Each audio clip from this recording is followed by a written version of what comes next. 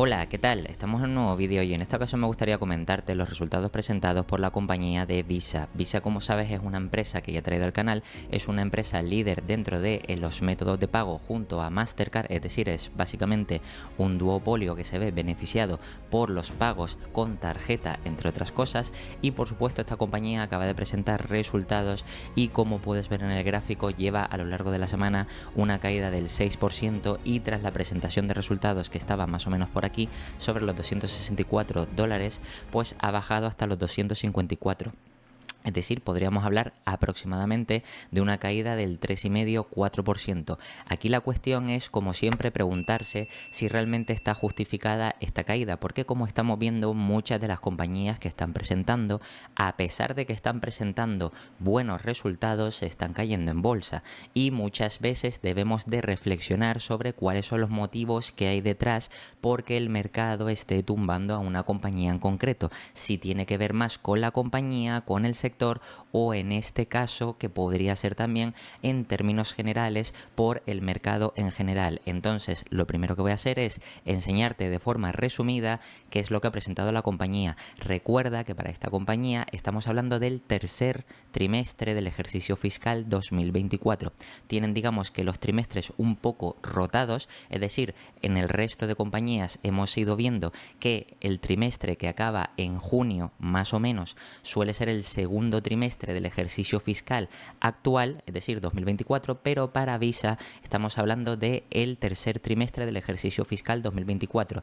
Y lo que han presentado aquí en junio de 2024, fíjate que es un 0,11% más de EPS, mientras que no han batido los ingresos en un 0,29%. Recuerda que esto de batir no es que superen los resultados esperados por el equipo directivo o que supere los resultados del año pasado, sino es que supere las estimaciones de analistas, y muchas veces se tiene esto más en cuenta que otras cosas y por eso digamos que al final en bolsa pues se termina tomando decisiones sobre si la compañía termina o no cayendo en función de los resultados que presente.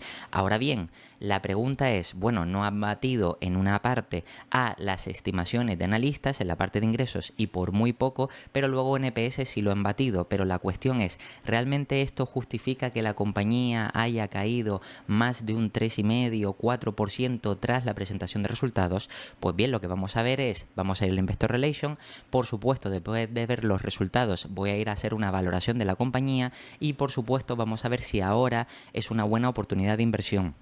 Entonces, como siempre, nos vamos a ir aquí al Investor Relation, donde aquí si buscamos un poquito más vemos que están los beneficios trimestrales y aquí podemos ver cómo en las notas de prensa el tercer trimestre, aquí tenemos la nota reportada, que voy a hacerlo un poco más grande para que se pueda ver mejor, y realmente de aquí podemos extraer toda la información relevante. Primero, en cuanto a los puntos claves, aquí vemos que de beneficio neto GAAP, es decir, los oficiales, presentaron 4,9 billions o 2,4 de dólares por acción, es decir, de este caso estoy hablando de EPS, y al mismo tiempo la parte ajustada en beneficio neto de 4,9 billions también, pero 2,42 de EPS. Luego, en cuanto a ingresos netos, 8,9 billions, que incrementó un 10% de forma nominal y en moneda constante. Al mismo tiempo, también el crecimiento del volumen de pagos, también los pagos o el volumen de pagos transfronterizos y también las transacciones procesadas se mantuvieron más o menos estables, y al mismo tiempo recompraron acciones y repartieron dividendos con un valor de 5,8 billions. Es decir, como vemos, los puntos destacados de la compañía parecen ser buenos. Si bajamos un poquito más para ver el resumen de los datos más relevantes, aquí podemos ver que en cuanto a ingresos netos crecieron a 8,9, un 10%. Todo esto es con respecto al mismo trimestre del ejercicio fiscal anterior, es decir, estamos hablando del Q3 de 2023, estamos comparando el de 2024 con el de 2023. Luego fíjate que la parte oficial GAAP de beneficio neto fue 4.9, un 17% de crecimiento.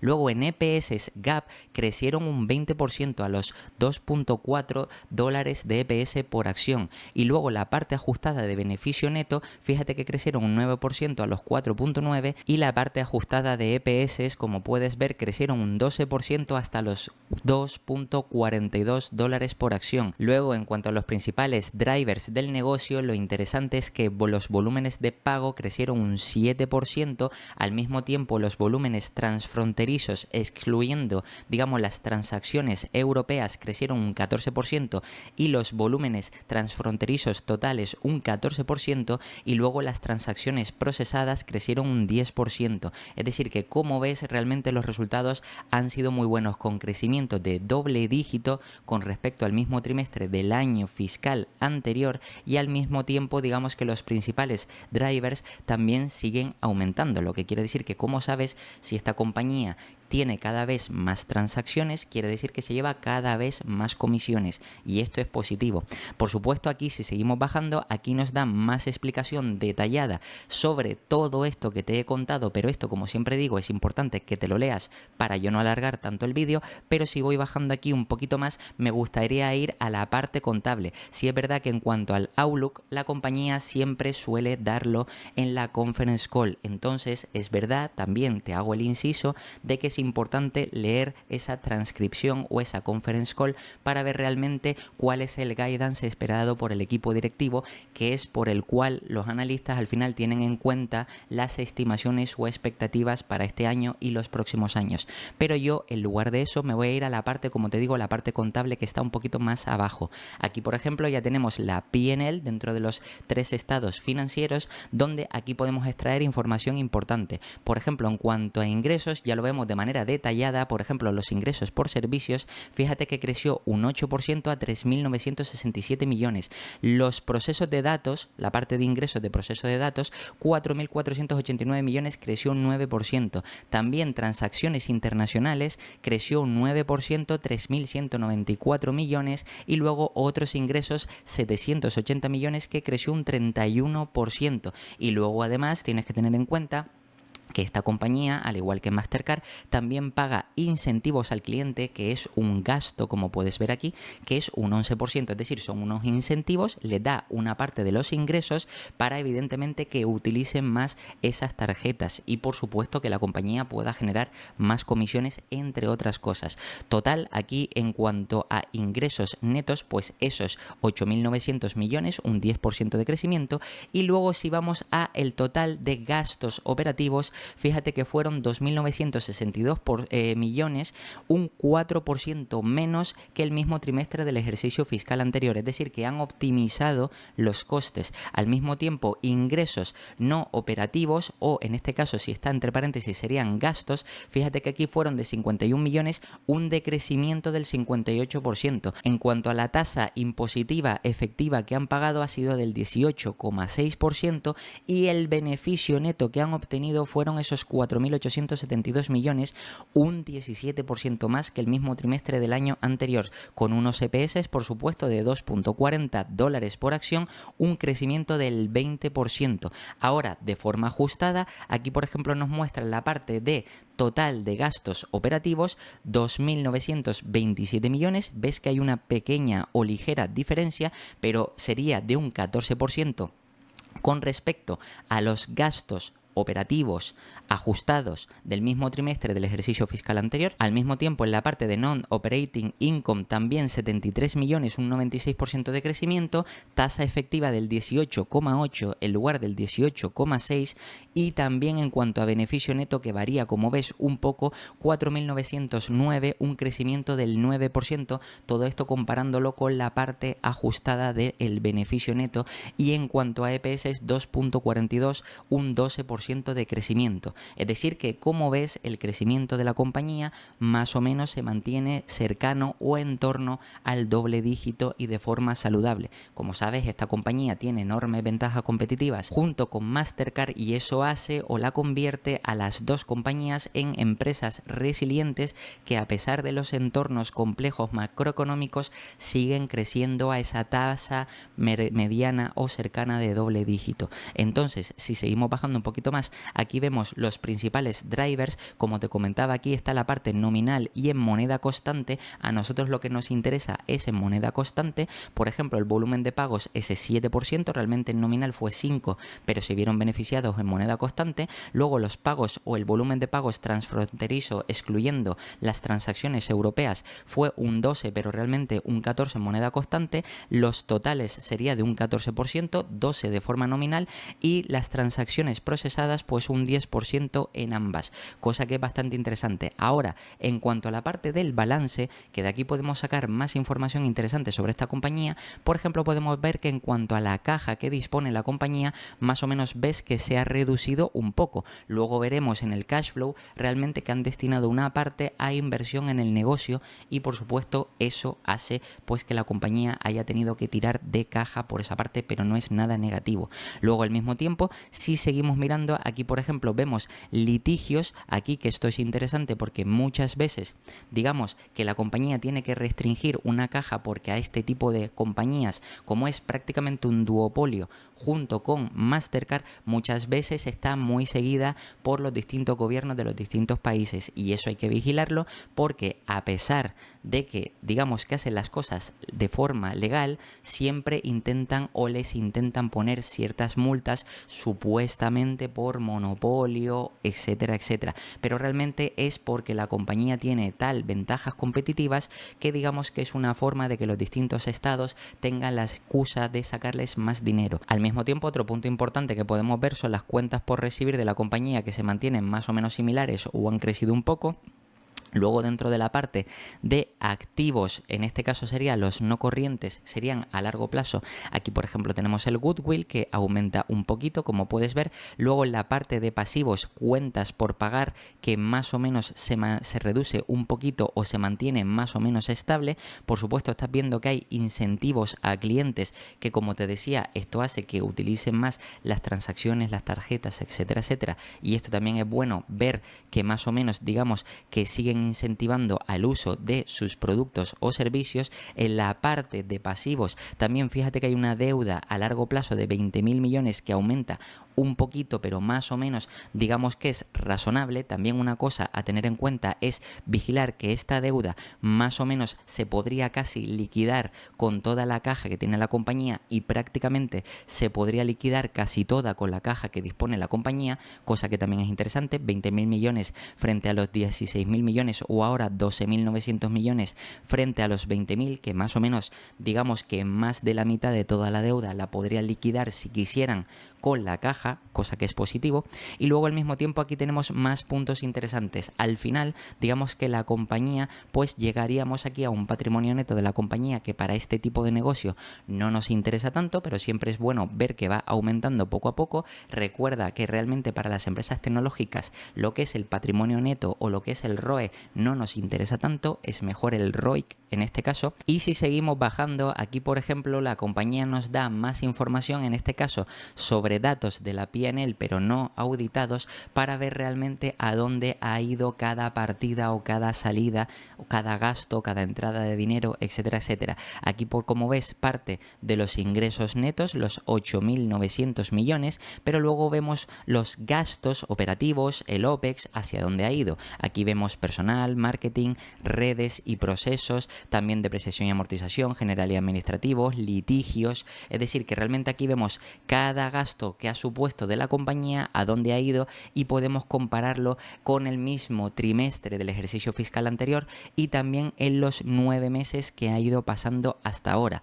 Esto quiere decir que al final, como vemos aquí, si al final el gasto no ha aumentado tanto, es decir, el gasto total de hecho se ha reducido de 3.099 millones a 2.962 millones, eso hace que al final el beneficio operativo crezca todavía más, cosa que es positivo. Y también al mismo tiempo es verdad que el total de gastos operativos a 9 meses ha crecido, pero ha crecido menos de lo que han crecido los ingresos. Por tanto, el beneficio operativo, como puedes ver, también ha aumentado a 9 meses. Luego, por supuesto, aquí hay pago de intereses, al mismo tiempo la parte impositiva, beneficio neto, y como puedes ver también con la parte de acciones, Pues aquí vemos tanto la parte básica como la diluida, aquí puedes verlo, y luego también por supuesto el número de acciones en circulación, que esto es importante tenerlo en cuenta. Por supuesto, si bajamos aquí ya un poco más, llegamos a la parte de los cash flow, que digamos que esto es el apartado que más nos interesa de la compañía,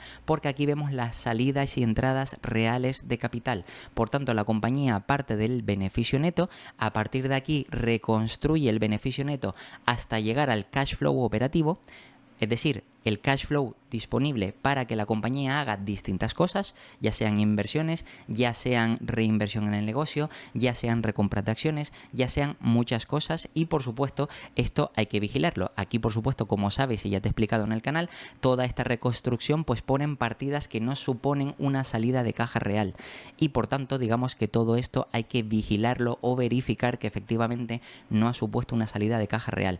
Total, digamos que al final si llegamos a este cash flow, pues digamos que para inversiones aquí lo que hay que mirar sobre todo es el CAPEX, que vemos que aumenta un poquito, pero esta compañía realmente, como ya tiene una infraestructura, realmente no tiene que reinvertir mucho, se considera que es una empresa asset light o de capital ligero porque no tiene que invertir o reinvertir fuertemente en el negocio para seguir mejorándolo. Y luego, en cuanto a la parte que han destinado a financiación, fíjate que han recomprado acciones y que eso cada vez va en aumento, lo que, como sabes, digamos que los EPS seguirán aumentando ya que cada vez hay menos acciones en circulación. Fíjate que pasan de 8.350 millones a 10.865 millones. Luego también aquí está el apartado de repago de deuda, que en este trimestre no han repagado deuda, pero sí el anterior, 2.250 millones. Luego un pago de dividendo que lleva siendo creciente durante mucho tiempo, durante muchos años, y fíjate que pasa de 2.823 a 3.176, es decir, que cada vez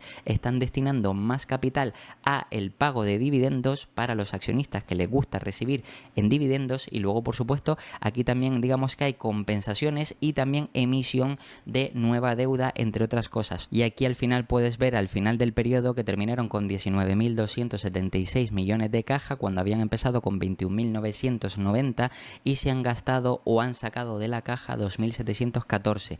Al final, después de ver esto, y si bajamos un poquito más, aquí hay más información donde puedes ver la evolución trimestral del trimestre de diciembre, el de marzo y el de ahora de junio de 2024 y 2024. Y como puedes ver, por supuesto, esto al final vemos o podemos comparar la evolución de cada trimestre de los gastos, del beneficio operativo, del beneficio neto, etcétera, y mucho más abajo aquí hay más información interesante sobre la compañía, pero aquí al final digamos que yo me voy a ir aquí a la parte de ticker y es donde digamos que vamos a intentar hacer una valoración de la compañía en base a los datos presentados. Bien, de entrada lo primero que te tengo que decir es que si me voy aquí al principio, el resumen es que la compañía, como ves, ha crecido a doble dígito, a tasas de doble dígito.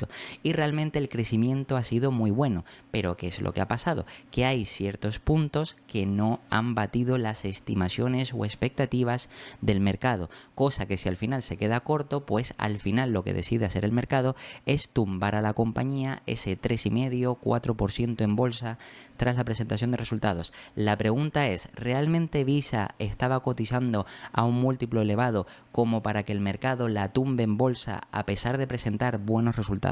Bueno, pues si vamos a ticker podemos ver aquí como la compañía ha tenido una evolución durante todo el año y un crecimiento de tan solo el 5,6%, pero es verdad que el histórico de esta compañía ha sido un crecimiento impecable del 17,4% anualizado. Es verdad que esta compañía, como tiene enormes ventajas competitivas y es poco volátil, es decir, que lo normal es que esta compañía junto con Mastercard normalmente te dé muy pocos disgustos porque es muy fácil que siga creciendo y presentando resultados buenos, y en este caso, como te digo, lo que hemos visto es una caída reciente por unos buenos resultados, que aunque no hayan batido las estimaciones de analistas, lo cierto es que no está justificado, pero para eso digamos que lo que tenemos que hacer es ir aquí a valoración y ver realmente si el múltiplo es alto o no.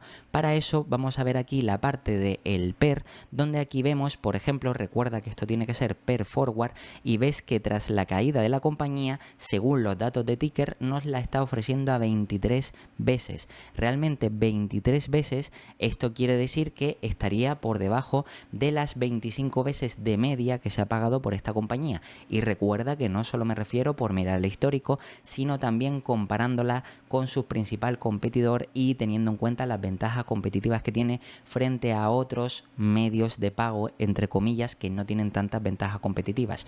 Y en este caso Mastercard siempre ha cotizado con una pequeña prima. Normalmente si Visa ha estado a 27, Mastercard ha estado cerca de las 30, si Visa ha estado en 25, Mastercard ha estado en torno a las 28, 29 veces, es decir, siempre más o menos han estado así, y en este caso pues la compañía, como puedes ver, en este último año 26 veces de media, en los últimos 3 años 27 veces de media, en los últimos 5 años 30 veces de media y en los últimos 10 años 28 veces de media. Es verdad que esta parte claramente distorsiona todo el cálculo, pero aquí de forma visual se puede ver que por encima de las 35 o 40 veces casi nunca ha estado, salvo en este periodo. Lo que quiere decir que realmente incluso para esta compañía en el rango de tranquilamente 25 y ni siquiera llegando a 30 o algunas veces tocando 30, pues digamos que podría ser el rango razonable. Realmente para esta compañía estar en torno a las 25 veces es lo apropiado, y tal y como te estoy diciendo, aquí nos están comentando que está a 23,7. Bien, recuerda que esto es forward de 12 meses, ¿vale? Realmente a mí lo que me gusta hacer es tener en cuenta, digamos, cada ejercicio fiscal, y para esta compañía solamente queda un trimestre, lo que quiere decir que realmente si me voy aquí a la parte de estimaciones es interesante ver qué es lo que estiman los analistas para el ejercicio fiscal 2024 de la compañía. Como puedes ver aquí, en cuanto a EPS normalizados, se espera que presenten 9,92.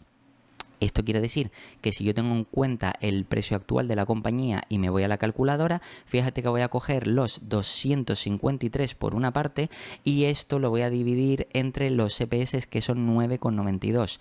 Esto quiere decir que si lo divido entre 9,92 llegaría más o menos a tener un múltiplo de 25 veces, no 23,8, 25 veces, pero le queda un trimestre. Es decir, que realmente estarías comprando la compañía de 2024 al cierre del ejercicio fiscal de 2024 a 25 veces y media. Es decir, el múltiplo que tiene la compañía. Es verdad que si tenemos en cuenta forward de 12 meses, ahí sí que sí, el múltiplo está más bajo, esas 23 y pico. Y por supuesto, aquí también hay que tener en cuenta los beneficios futuros que vaya a generar la compañía.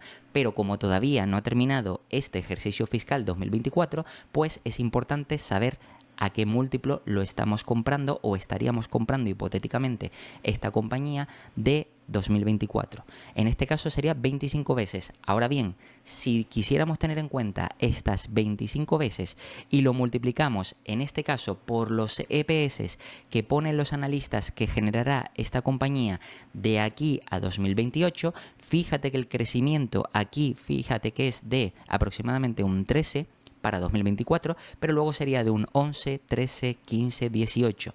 Ten en cuenta que estamos hablando de EPS.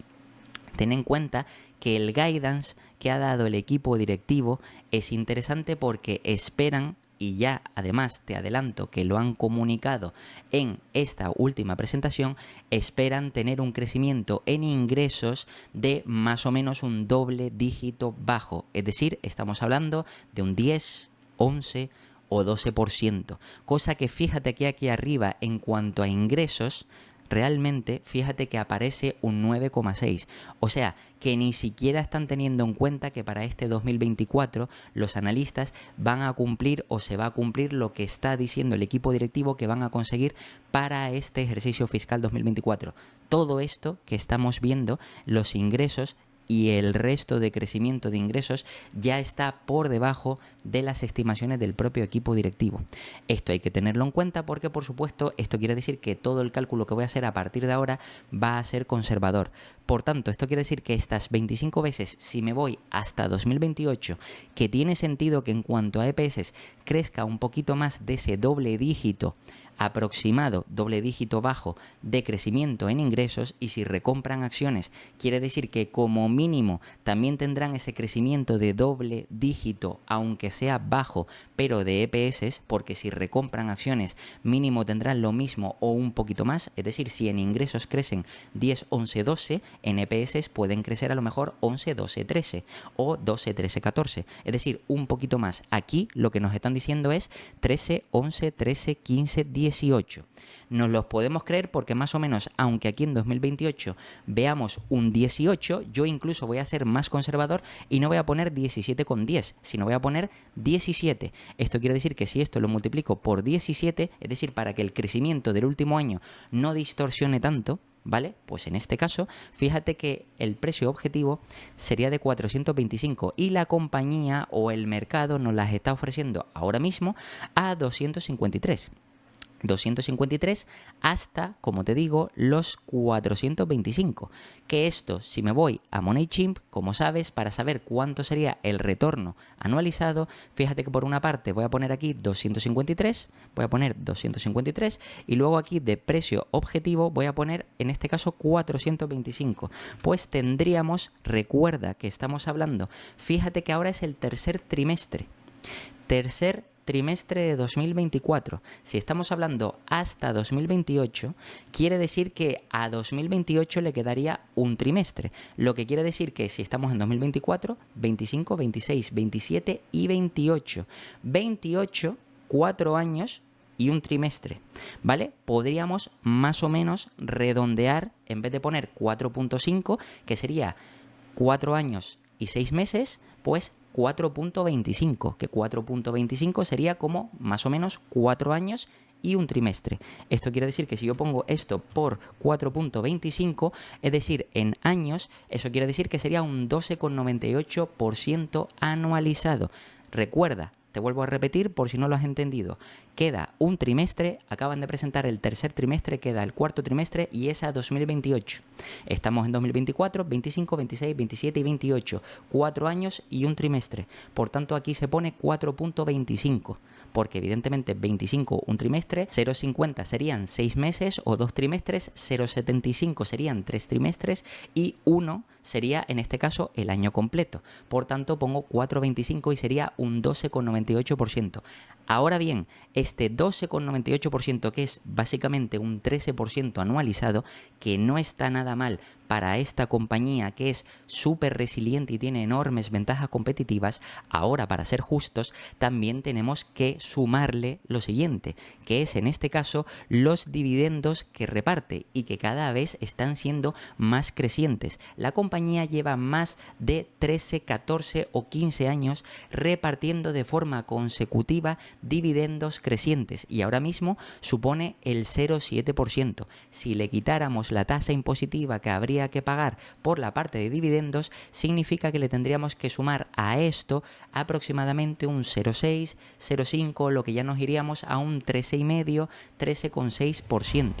Es decir, prácticamente estaríamos cerca de un 14% anualizado para una compañía como es Visa, que ahora mismo el mercado, como puedes ver, nos la está ofreciendo a 253 y este tipo de negocios tienen enormes ventajas competitivas y seguramente sería una muy buena opción para invertir a largo plazo.